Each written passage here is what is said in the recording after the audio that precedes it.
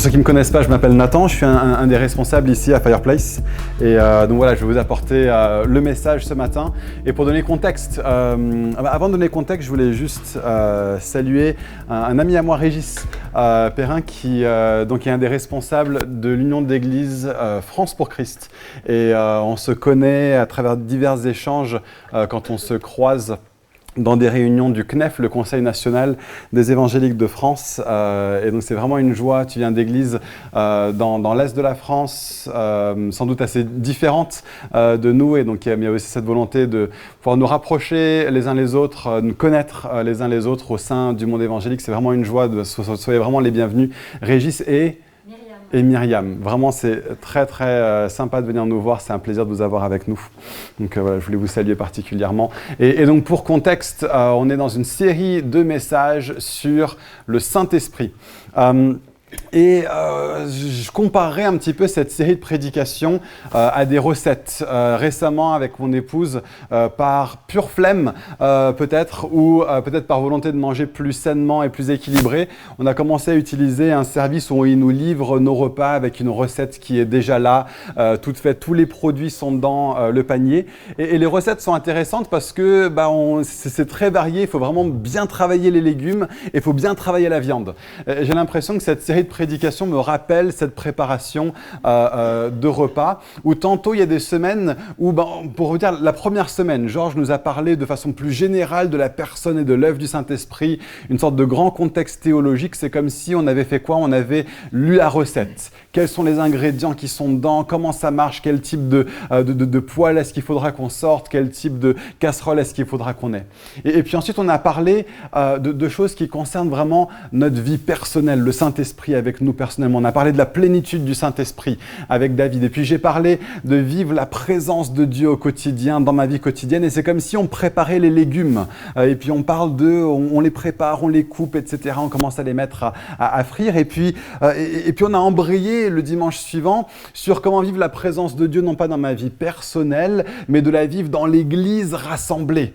De la vivre quand l'Église se rassemble et qu'on vit la manifestation et la présence du Saint-Esprit avec nous, tous ensemble rassemblés. C'est comme si là on commençait à préparer la viande et puis on parlait de ces éléments un peu plus de l'aspect visible de la personne et de l'œuvre du Saint-Esprit, notamment dans l'Église. Et puis les dimanches suivants, on a eu John et puis on a eu Calvin qui ont parlé du fait que l'Esprit est un esprit qui est saint dans ma vie et dans l'Église aussi, mais que c'est quelque chose d'intérieur. On a parlé de marcher par l'Esprit, de se laisser conduire par l'Esprit. C'est comme si on retournait aux légumes, puis on retravaille un petit peu le côté individuel, personnel, comment le Saint-Esprit me travaille, me transforme.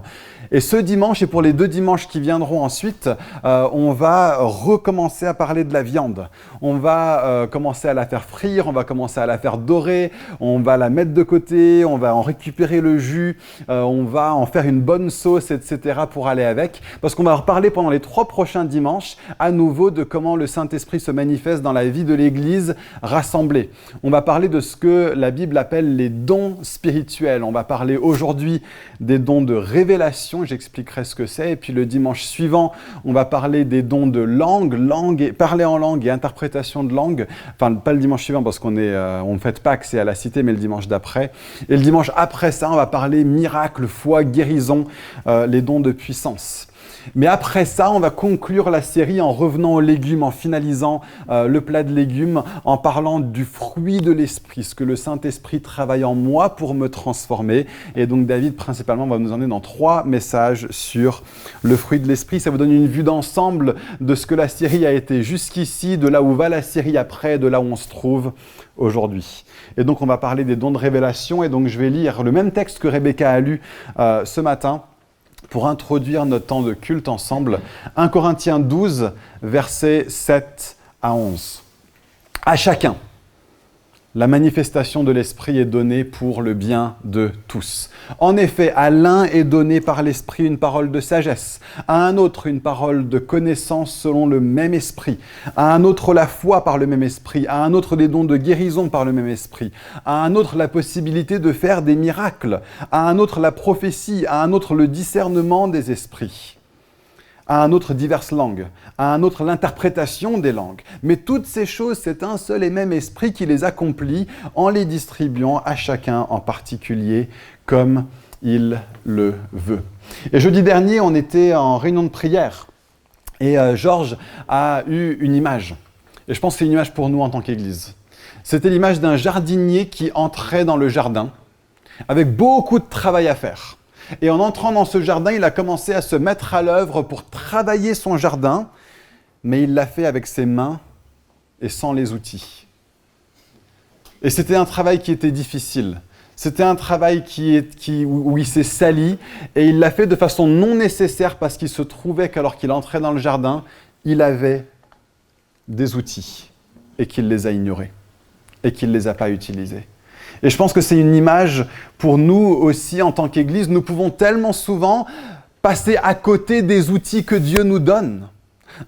Et donc la question, Brett parlait de passer de consommateur à contributeur. Et la question principale, c'est comment est-ce que je contribue à l'œuvre de Dieu dans l'Église? Et on pourrait imaginer toutes sortes de choses. On pourrait inventer toutes sortes de choses. On pourrait nous faire nos propres idées avec notre propre sagesse en nous faisant notre idée de ce à quoi l'Église devrait ressembler. Mais comme on l'a déjà vu il y a de ça quelques semaines, quand on a parlé de la présence de Dieu dans l'Église rassemblée, Dieu nous a dit comment il aimerait que chaque personne dans l'Église contribue. Comment chacun d'entre nous pouvons contribuer à l'œuvre de Dieu. Donc certaines personnes, les anciens dans l'Église, ont une responsabilité pour définir et pour enseigner la doctrine dans l'Église. C'est quelque chose qui est pour certains seulement et pas pour tous. C'est une bonne chose que ce soit comme ça. En revanche, il y a des choses qui sont pour absolument tout le monde. Le fait de contribuer, et selon la Bible, c'est à travers les dons spirituels que nous contribuons tous dans l'Église. Et je trouve ça intéressant que dans mon contexte, avec beaucoup de gens avec qui j'ai des conversations, j'ai l'impression que tous, on aime avoir notre mot à dire, etc. On y vient tous de nos petites opinions par rapport à la doctrine et à l'enseignement. Par contre, quand ça en vient exercer les dons spirituels, ça ne se bouscule pas au portillon. Alors que selon la Bible, c'est peut-être plutôt une dynamique inverse où l'outil que Dieu donne à chacun d'entre nous pour contribuer dans la vie de l'Église est bien plus l'exercice de la prophétie, l'exercice des paroles de sagesse, l'exercice du parler en langue, l'exercice de l'interprétation des langues, imposer les mains à ceux qui vont mal, prier pour eux avec une foi pour que Dieu intervienne dans leur vie, voir des miracles, voir des guérisons. Ce n'est pas des choses qui sont réservées aux pasteurs dans l'Église. Alors que tellement souvent, on s'est dit, ce genre de choses-là, c'est pour les super spirituels, c'est pour ceux qui ont une formation, c'est pour ceux qui savent bien parler sur une scène, c'est pour ceux qui portent un costard-cravate, c'est pour ceux qui crient feu dans un micro, et c'est pas comme ça. C'est quelque chose qui est à disposition de tous. Et donc, nous pouvons inventer comment nous devrions tous contribuer à l'œuvre de Dieu dans l'Église, ou nous pouvons écouter Dieu et nous mettre à le suivre et à agir de cette manière-là. Donc j'aimerais donner une image, une illustration. Pour ceux qui sont à Fireplace depuis longtemps, vous l'avez déjà entendu, c'est pas grave, vous le réentendrez. Voilà. Un culte charismatique. Pourquoi j'utilise ce mot? J'avais parlé il y a de ça quelques semaines du fait que quand la Bible parle de ce à quoi ressemble le rassemblement de l'Église, selon la Bible, est un moment qui est participatif et un moment où les dons spirituels sont exercés. C'est ce qu'on voit de façon omniprésente dans la description du culte dans le Nouveau Testament. Et il me semble que la meilleure image pour le culte charismatique, c'est une agape. C'est un repas partagé. Parce que parfois, quand on pense aux dons spirituels, on pense Dieu me donne des aptitudes à moi pour que je puisse me dire je sais prophétiser, je sais parler en langue, j'ai reçu ce don, c'est génial pour moi. Et non. J'ai reçu ce don peut-être, mais que ce soit génial pour l'Église. Parce qu'à chacun, la manifestation de l'Esprit est donnée pour le bien de tous. Et donc, l'image de l'agape devient intéressante dans ce cadre-ci, parce qu'une agape, c'est quoi? C'est un repas partagé où tout le monde apporte quelque chose, et quelque chose de différent. Et admettons que moi, j'arrive à la Gap, et aujourd'hui, c'est moi j'ai ramené le pain, j'ai ramené la baguette, et j'arrive, je suis là, c'est moi qui ai le pain, et j'ai mon pain, et je mange le pain, et c'est moi qui mange tout mon pain, parce que c'est moi qui ai le pain. Le pain, c'est moi qui l'ai reçu, il est pour moi. Et à côté de moi, j'ai quelqu'un qui a du vin. Et lui, il se dit, ouais, moi, je suis la personne en mode vin, tu vois, moi dans l'église, c'est moi qui ai le vin. Et il boit tout le vin. Et il ne prend pas du tout du pain. Ça n'a absolument aucun sens de voir les dons spirituels comme ça. Alors que le pain, le vin et le boursin sont appelés à être apportés les uns par les autres pour être contribués par quelqu'un pour tout le monde. Hein? Et donc, lorsque l'Église vient et que je viens avec quelque chose, et que je le mets à contribution de tous, et que les autres viennent et ils le mettent à contribution de tous, il y a un repas qui est riche. Et lorsque les dons spirituels sont exercés dans l'Église de façon usuelle, de façon habituelle, alors c'est Dieu qui agit dans son Église, par son esprit, pour son peuple. Et je sais que ça ressemble pas à ce dont on a toujours eu l'habitude. Quelle que soit la tradition de laquelle vous avez l'habitude, que ce soit une tradition des premiers, qui soit très traditionnelle, très liturgique, que ce soit une tradition qui est très centrée sur la personne du pasteur, ou quelle que soit la tradition de laquelle on vient. Ce n'est pas quelque chose qui est toujours habituel pour nous. Peut-être que c'est la première fois que tu viens dans une église aujourd'hui et tu étais un peu surpris que différentes personnes interviennent à différents moments, qu'est-ce qui se passe, etc. Et c'est juste qu'on est un petit peu en train de chercher à vivre ce que la parole de Dieu nous dit. Pour ceux d'entre vous, peut-être pour qui c'est complètement nouveau, vous vous dites, je vois pas, je comprends pas, je saisis pas pourquoi on a différentes personnes comme ça qui interviennent et pourquoi on se laisse conduire par le Saint-Esprit plutôt que d'avoir nécessairement quelque chose de super bien ficelé qui suive un fil conducteur. Il y a un film avec lequel j'ai grandi qui s'appelle Hook. On va regarder un petit extrait. Et oui, on va regarder un extrait de Hook. Juste pour poser le contexte alors que la vidéo se prépare. On a Peter Pan qui a grandi. Et Peter Pan, quand il est devenu adulte, il a oublié qu'il était Peter Pan et il a oublié tout ce que Peter Pan savait faire. Voler, se battre contre le capitaine Crochet, enchaîner des insultes pas possibles pour mettre à l'amende tous les autres enfants perdus qui étaient avec lui.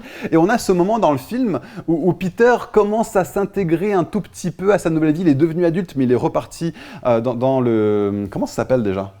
Le pays imaginaire ? Neverland, ouais.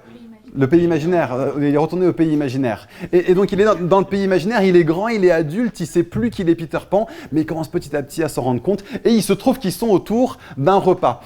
Et donc Peter commence à se dire, mais il n'y a rien sur l'assiette. Et après, il y a quelqu'un, un des enfants perdus, qui commence à lui balancer des vannes. Et petit à petit, Peter se prend au jeu et en entrant dedans, il commence à se rendre compte qu'il y a quelque chose de bien plus qui se joue que ce qu'il voit uniquement avec ses yeux. Donc je vous invite à regarder cette super scène de ce super film qui a bercé mon enfance. C'est comment c'est bon. Et ce qui se passe dans cette scène, c'est qu'on a Peter Pan qui d'un seul coup s'éveille à une réalité de laquelle il n'avait pas conscience jusque-là, en fait. Et dans ce film, c'est l'imagination, bien sûr. On n'est pas en train de parler d'imagination. On est en train de parler de placer sa foi dans le fait que Dieu existe. Dans le fait que Dieu est Dieu, dans le fait que Dieu a envoyé son esprit sur son Église pour agir au sein de son Église. La foi chrétienne est ancrée dans quelque chose de miraculeux. Que Jésus-Christ lui-même est venu en chair, qu'il a vécu sur la terre, qu'il est mort crucifié sous Ponce Pilate, d'une vraie mort physique, clinique, médicale. Et le troisième jour, il est ressuscité, de façon véritable, physique, mais surnaturel. Il est le premier-né d'entre les morts. La résurrection de Jésus est le point tournant de l'histoire. Et alors que tellement d'autres religions sont basées sur une révélation que quelqu'un a eue dans une caverne ou sur une montagne tout seul, pour que ta vie spirituelle ait un petit peu plus de sens. Le message du christianisme est que des personnes ont vu Jésus mourir physiquement sur la croix et ressusciter physiquement 3 jours plus tard. Ça a été fait en public, pas dans une caverne ou sur une montagne. Ça a été fait devant tout le monde. Et ça a été fait dans la vraie vie. Pour pas seulement transformer un petit peu, donner un peu plus de sens à ta relation avec Dieu, mais donner plus de sens au monde tout entier. Avoir une vision qui est complètement transformée sur le fait que nous ne sommes pas seulement faits de chair et d'eau, mais nous avons une composante spirituelle. Et qu'il y en a un qui règne en maître sur tout cet univers, le spirituel et le physique. Il s'appelle Jésus-Christ, il est le Fils de Dieu. Et il a envoyé son esprit sur son Église pour que son Église vive dans le surnaturel de Dieu, vive non seulement dans la vraie vie et impacte la vraie vie et fasse une vraie différence en faisant du bien autour d'eux, en prenant soin des pauvres, en nous aimant les uns les autres, mais aussi que nous vivions le surnaturel de Dieu dans l'Église. Les dons spirituels sont là pour ça. Et si ça peut sembler un petit peu étrange, un rassemblement de croyants qui se mettent vraiment à l'écoute du Seigneur et qui cherchent à le vivre, c'est pas anormal au vu du message qui est celui du christianisme. Donc, quelques éléments maintenant de définition. De quoi est-ce qu'on parle ? Parole prophétique. Qu'est-ce qu'on met derrière ce mot ? Prophétiser, c'est communiquer un message de la part de Dieu. C'est dire dans telle et telle situation, dans tel et tel contexte, pour telle et telle église, pour telle et telle personne, voici la perspective de Dieu en cet instant dessus. Et donc c'est alors que parfois on ne comprend pas qu'est-ce que Dieu veut et là où Dieu va. C'est revenir et simplement dire voici la perspective de Dieu. Parole de connaissance. La parole de connaissance, c'est la révélation d'une réalité qu'il serait impossible de savoir par des moyens humains. J'ai aucun moyen de le savoir à part le fait que le Saint-Esprit me l'a communiqué. Connaissance. Connaissance de quelque chose qui m'était inconnu et qui devrait m'être inconnu par des moyens humains. Parole de sagesse. C'est un message qui répond à la question « que faire ?» dans une situation précise. La sagesse, c'est du concret. La sagesse, c'est qu'est-ce que je fais ? Comment j'agis concrètement dans cette situation ? Une parole de sagesse, c'est quand le Saint-Esprit nous révèle quelque chose sur le qu'est-ce que je devrais faire dans cette situation. Mais ce n'est pas seulement du bon sens sanctifié. Ça comporte un aspect surnaturel dans la portée de ce qu'on va emmener. C'est parfois à contre-courant de ce qu'on penserait par une sagesse humaine. Ou bien c'est surnaturel aussi dans son timing. Tu ne pouvais pas savoir à quel point ce que tu me dis là me parle dans ma situation précise, là où je suis et là où je vais. Et enfin, le discernement des esprits. Savoir si quelqu'un agit selon un esprit saint S-A-I-N et saint S-A-I-N-T, ou si c'est selon un esprit qui est malsain, voire même satanique. Ces 4 dons qui sont mentionnés dans la liste de 1 Corinthiens 12 qu'on a lu sont ce qu'on catégorise, ce qu'on appelle les dons de révélation. Dieu nous révèle quelque chose de façon précise, de façon spirituelle, de façon surnaturelle. Quelques précisions maintenant. Je veux d'abord dire pastoralement, l'exercice du ministère prophétique dans l'Église est quelque chose qui nous ouvre et qui nous expose à des risques de manipulation. Juste récemment, j'ai malheureusement lu des témoignages concernant ce qui commence à être appelé sur Twitter, enfin maintenant ça s'appelle X, les Google Prophets. En gros, des gens qui vont dans une conférence, qui regardent qui sont les personnes qui se sont inscrites, font des recherches Google sur eux, sur Facebook, et apportent des soi-disant paroles de connaissance en disant des choses sur ces personnes qui n'ont pas du tout apprises via le Saint-Esprit. Donc ça c'est un cas absolument extrême, mais soyons vigilants à ça, soyons ouverts au fait que des personnes cherchent à faire une contrefaçon de l'action de Dieu. Soyons vigilants par rapport à ça.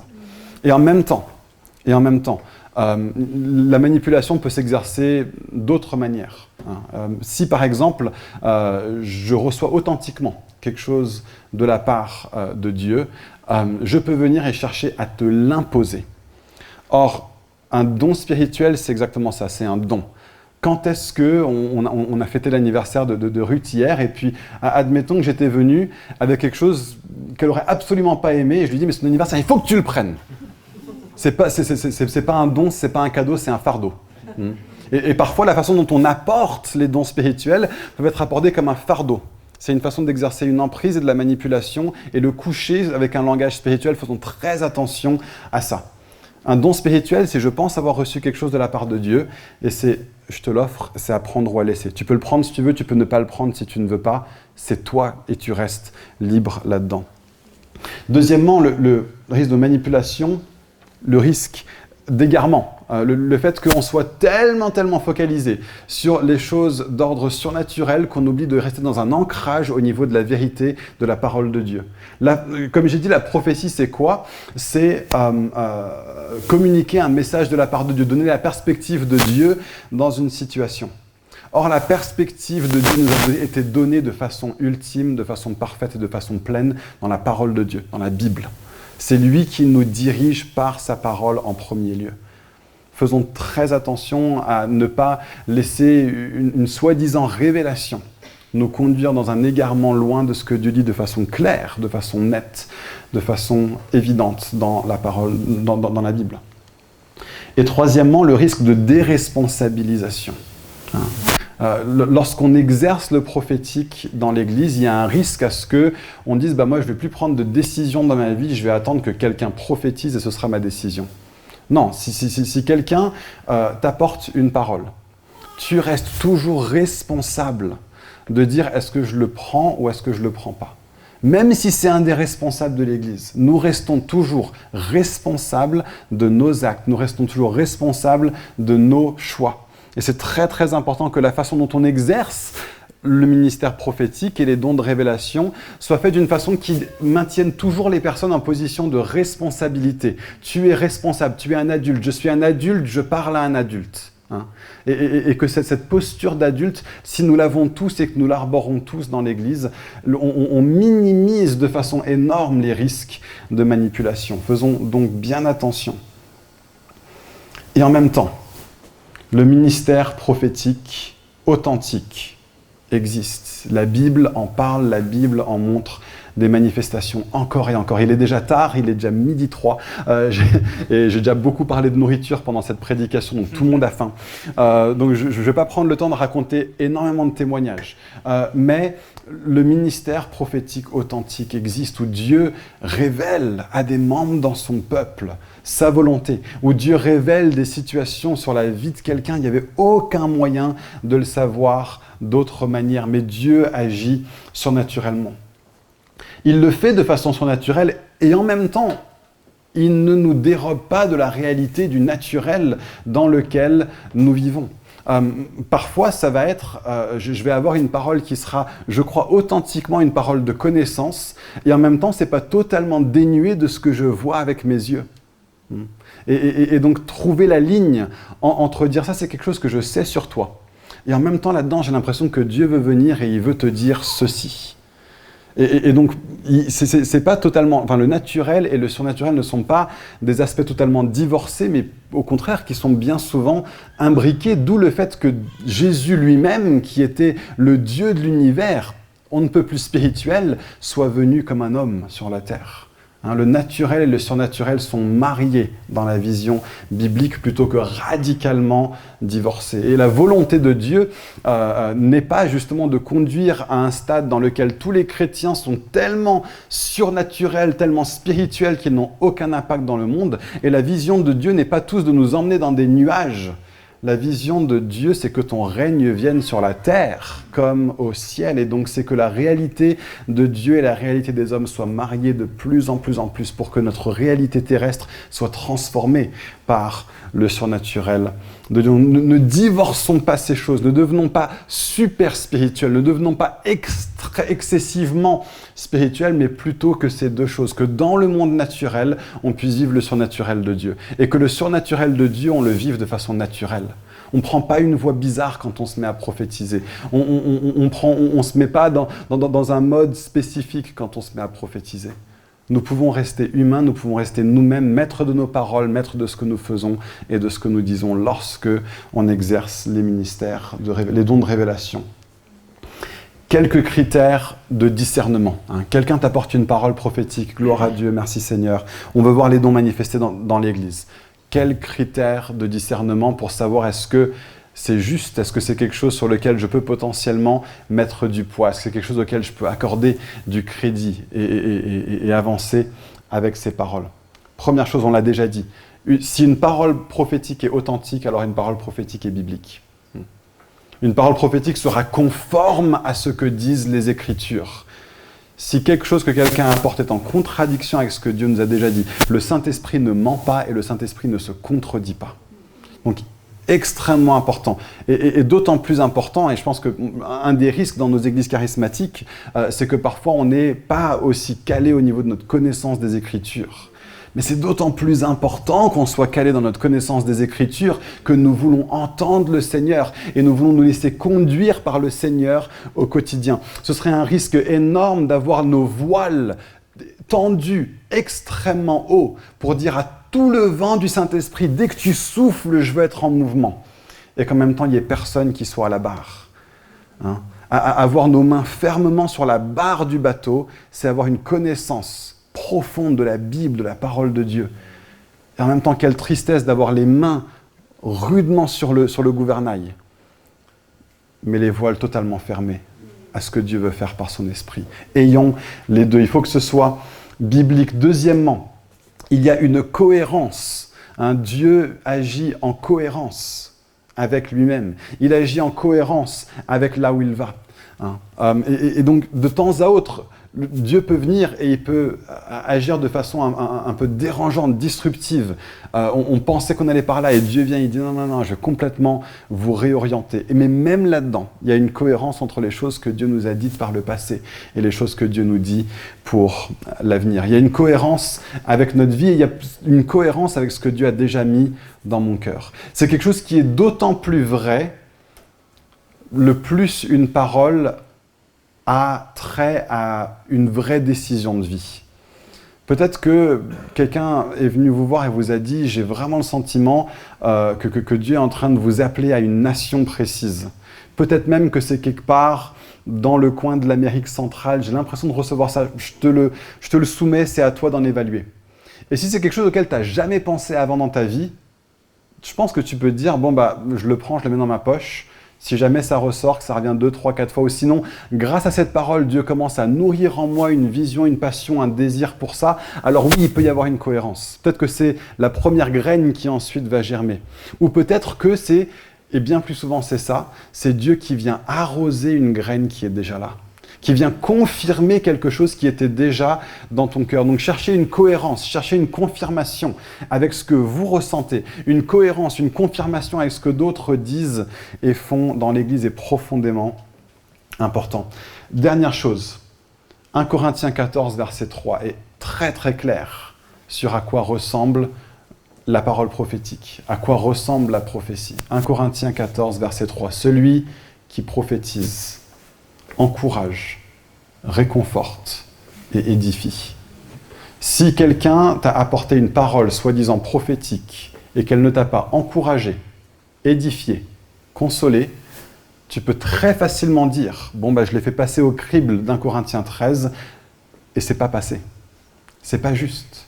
C'est pas biblique. C'est pas de Dieu. » Pourquoi ?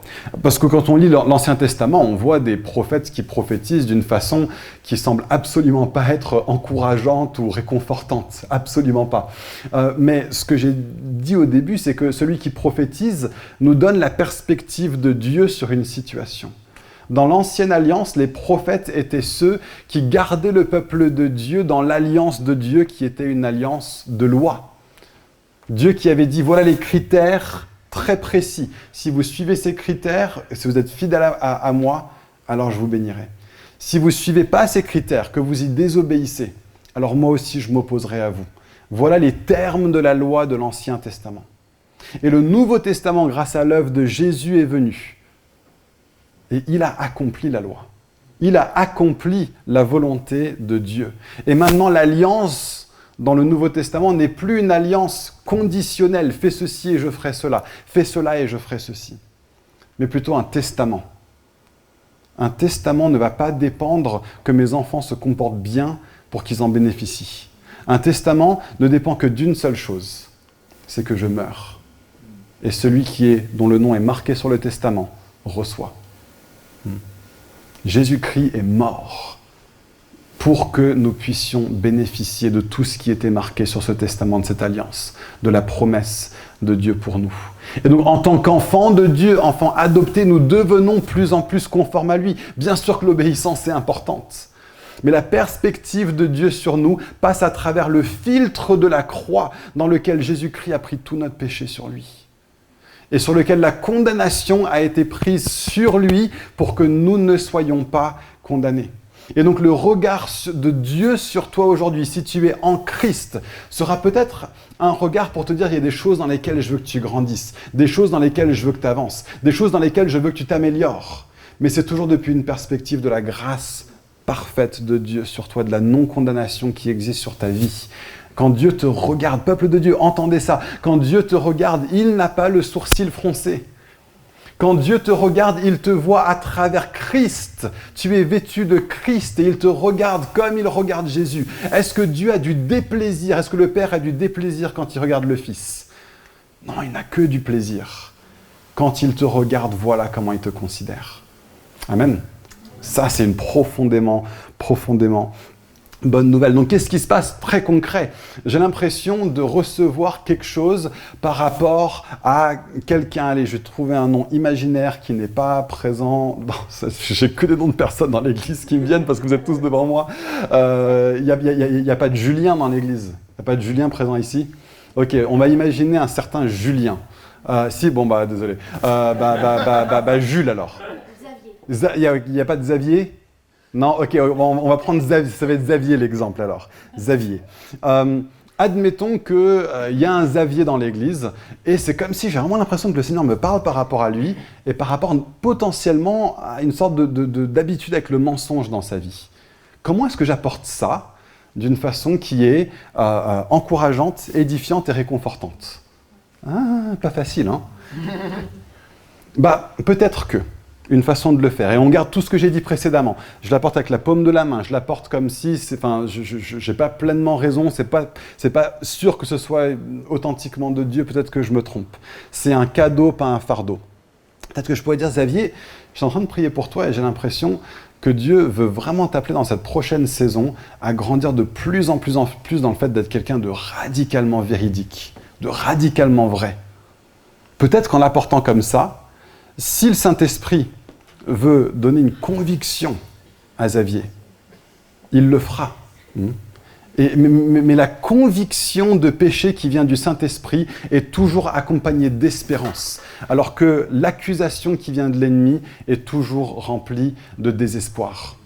C'est genre, l'ennemi va te dire « Ah, tu vois, t'as encore menti » et t'es là genre « Je ne mérite pas la présence de Dieu. Oh, je suis un chrétien mauvais.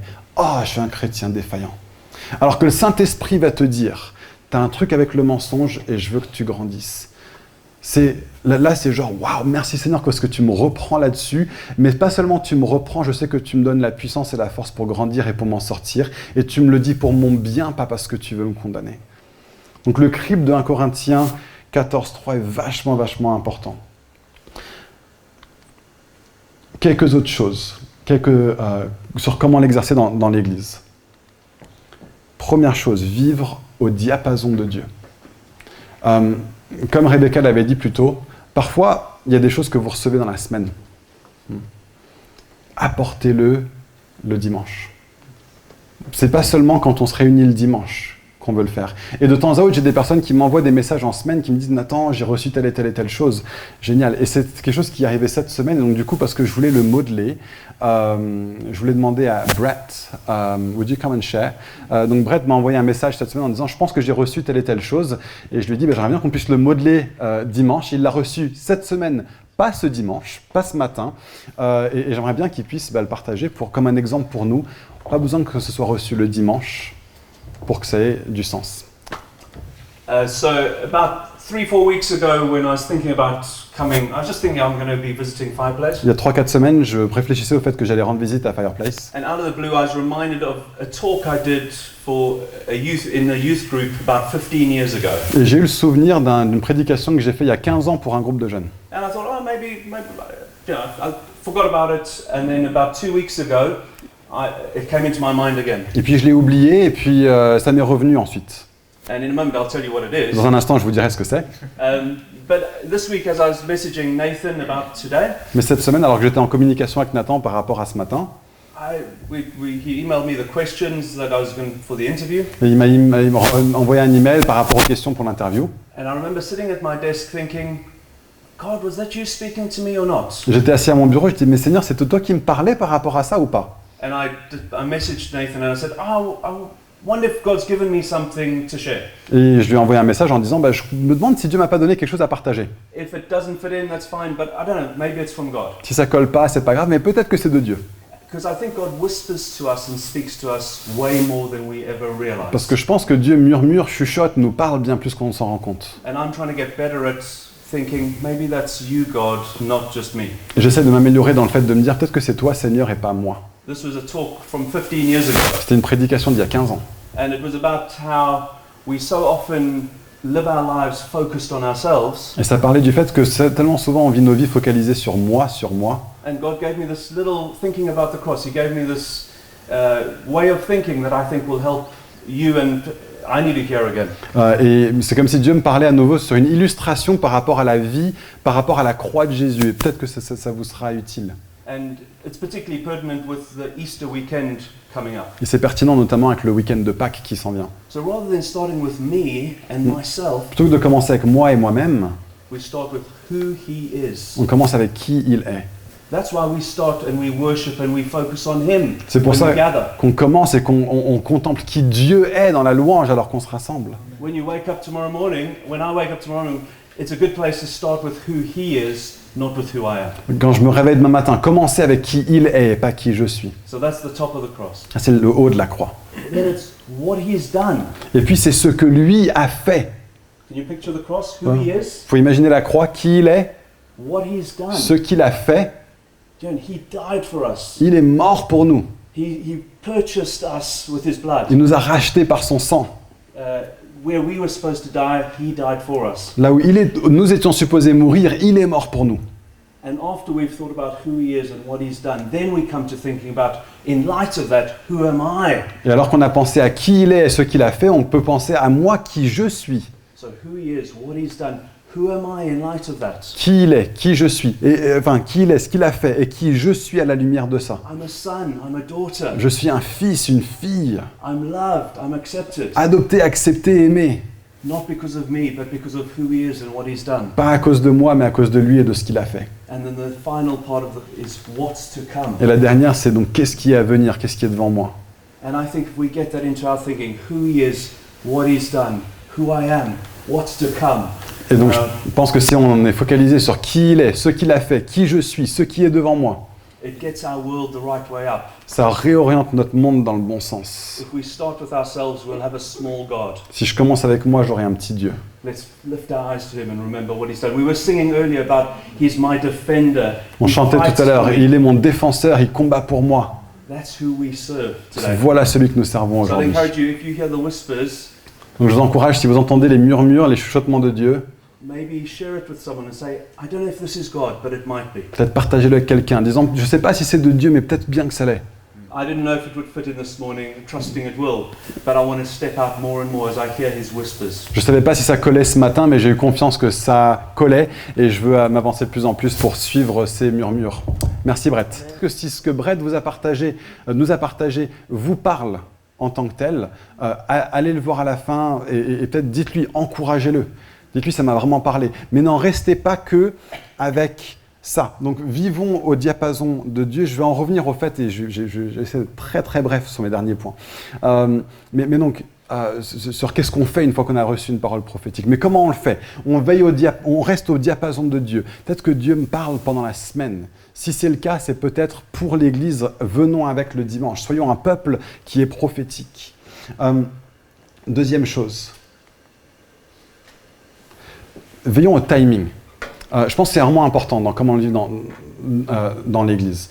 Le Saint-Esprit a une cohérence. Il va quelque part quand l'Église se rassemble. Si vous recevez quelque chose et que ça ne colle pas vraiment avec ce que Dieu est en train de dire ou en train de faire dans ce moment-là de la réunion, à travers les chants qui sont chantés, à travers les contributions qui sont apportées, ne l'apportez pas à ce moment-là. Veillez au timing. Si vous voyez que le temps de louange a commencé à se prolonger, que la personne qui préside vient de prendre le micro et qui va reprendre le micro, c'est pas le moment de commencer à apporter autre chose. Veillons au timing pour nous assurer que dans l'Église, les choses se fassent avec ordre, et les choses ne se fassent pas comme une sorte de fouillis et de fourre-tout, mais grandissons dans la sensibilité à quand est-ce qu'on apporte ce qu'on apporte pour qu'il y ait une cohérence, un fil conducteur et un flow à ce que Dieu va dire. Donc veillons au timing, soyons sensibles là-dedans. Et une dernière chose par rapport à comment l'exercer dans l'Église, ce truc n'est pas au top de sa forme. Et donc veillons au ton. J'en ai déjà parlé un petit peu. Mais dans 1 Corinthiens 13, Paul dit « Nous prophétisons en partie, nous connaissons en partie ». Ce que Dieu nous révèle, lui, est parfait. Donc dans ce sens-là, la prophétie n'est pas imparfaite. On a parfois l'habitude de dire ça dans le Nouveau Testament, la prophétie est imparfaite. Ce n'est pas tout à fait exact. Dans l'Ancien Testament, les prophètes étaient totalement et parfaitement et entièrement oints par Dieu. Dans le Nouveau Testament, c'est Jésus le Christ qui est oint. Et nous participons tous à Christ d'une façon ou d'une autre. Je suis une partie du corps de Christ. Et donc je n'ai pas la pleine onction du prophète. Et personne n'a cette pleine onction. Certains ont un ministère de prophète, très puissant, très développé. Dieu se sert d'eux de façon particulière, extraordinaire en tant que prophète. Absolument. Mais aucun être humain dans la Nouvelle Alliance ne peut prétendre prophétiser parfaitement. Et donc, à cause du fait que c'est le cas, on doit veiller à comment on apporte la parole. Dans notre ton, veillons à ce que ce soit évident.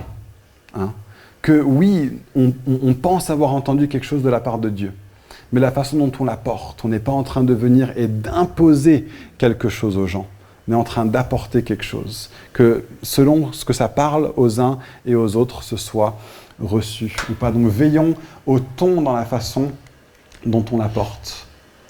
Et enfin, comment l'apporter? 3 petites choses. Distinguons révélation, interprétation et application. En fait, j'ai déjà parlé de dénoter la faillibilité, on peut se tromper. Dans la façon dont on l'apporte, veillons à ce que ce soit évident, qu'on n'est pas inspiré d'une façon pleine et totale, qu'on peut tout à fait se tromper dans comment on l'apporte. Donc veillons à ça. Mais les 2 derniers points vont ensemble. Dans le ministère prophétique, souvent les choses se font en 3 parties. Il y a une révélation. J'ai reçu une image, peut-être, ou il y a un texte des Écritures qui me vient. Ok. Peut-être que je peux juste venir à l'église et apporter l'image que j'ai reçue. C'est super, vraiment, mais c'est incomplet. De juste venir avec une image nous laisse parfois avec, qu'est-ce que je fais avec ça ? Et peut-être que si je reçois une image, je me pose la question, Seigneur, quelle est l'interprétation de cette image ? Qu'est-ce que tu veux me dire à travers cette image ? Ou qu'est-ce que tu veux dire à l'Église à travers cette image ? Une image est une bonne chose, mais un message est bien plus important. Donc, révélation, interprétation. Et parfois, ce n'est pas moi qui aurai l'interprétation. Mais à ce moment-là, un conseil, alors que j'apporte une image, disons, je n'en ai pas vraiment l'interprétation, ni vraiment l'application, mais voici quelque chose que j'ai reçu de la part de Dieu.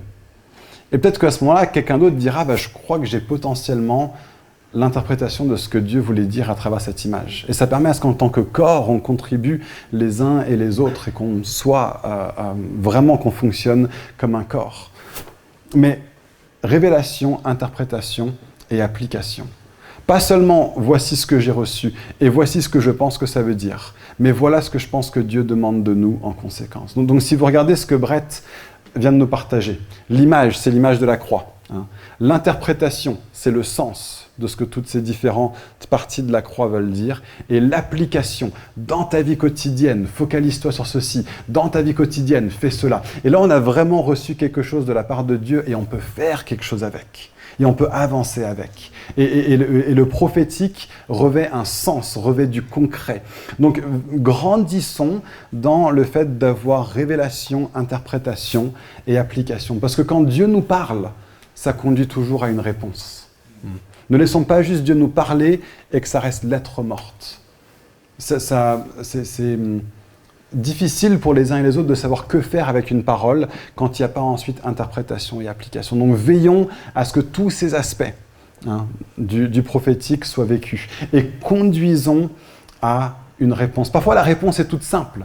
Parfois, peut-être que, alors qu'on vient de partager une parole, j'aimerais juste qu'on puisse prier les personnes à qui ça a parlé. Peut-être juste mets ta main sur ton cœur ou lève la main pour dire au Seigneur, oui, ça m'a parlé à moi.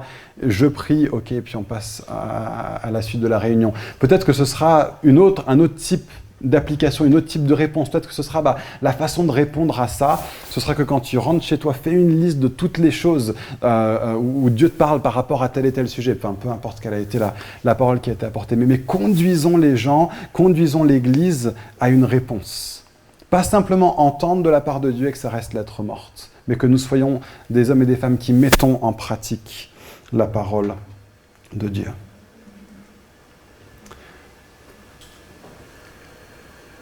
Et enfin, question, merci. Qu'est-ce qui se passe si on a cette culture des dons de révélation dans l'Église? Est-ce qu'il n'y a pas un risque que ça déborde? Est-ce qu'il n'y a pas un risque que ça aille trop loin? Je ne dis pas le contraire, on a parlé de pas mal de choses qui nous aident à le vivre de façon saine. Un autre principe, c'est que si tu as quelque chose à apporter à quelqu'un, ne l'apporte pas seul. C'est à nouveau quelque chose qui peut créer un risque d'emprise. Mais dire, j'ai quelque chose que je veux partager à John, je vais dire, est-ce que Hélène peut être là aussi? Ou est-ce que Nathanaël peut être là aussi? Pour que je ne sois pas juste là en train d'apporter quelque chose et John ne sache pas quoi faire avec. Mais que John puisse dire à Nathanaël, je t'avoue, j'ai trouvé ça un petit peu bizarre ce que Nathan a apporté, ça ne m'a pas trop parlé. Nathanaël puisse dire, ouais, en vrai, moi aussi, je n'ai pas trouvé ça super parlant. Je pense que tu peux juste le laisser. Le fait d'avoir une autre personne qui est là nous aide à les vivre de façon saine. On veut tous ces principes qui soient là. Et en même temps, nous voulons vivre la manifestation de la présence de Dieu parmi nous. Donc, si donc, dans une assemblée entière, tous parlent en langue, et qu'il entre de simples auditeurs ou des non-croyants, ne diront-ils pas, vous êtes tous fous, comme Peter Pan? Mais si tous prophétisent, et qu'il entre un non-croyant, ou un simple auditeur, il est convaincu par tous, il est jugé par tous, les secrets de son cœur sont dévoilés de telle sorte que, tombant sur sa face, il adorera Dieu, et publiera que Dieu est réellement au milieu de vous. Et peut-être que vous êtes ici ce matin et vous n'avez pas du tout de connaissance de Jésus ou pas du tout de connaissance de la vie du Saint-Esprit. Mais s'il y a quelque chose ce matin qui t'a parlé d'une façon ou d'une autre, à travers une des différentes contributions, à travers un des chants, à travers quelque chose que j'ai dit pendant mon message, à travers ce que Brett nous a apporté, peu importe, s'il y a quelque chose ce matin où tu t'es dit « mais ça m'a parlé d'une façon qui était particulière », ne laisse pas ça rester lettre morte, mais réponds au fait que Dieu est ici et que Dieu veut nous parler. Amen.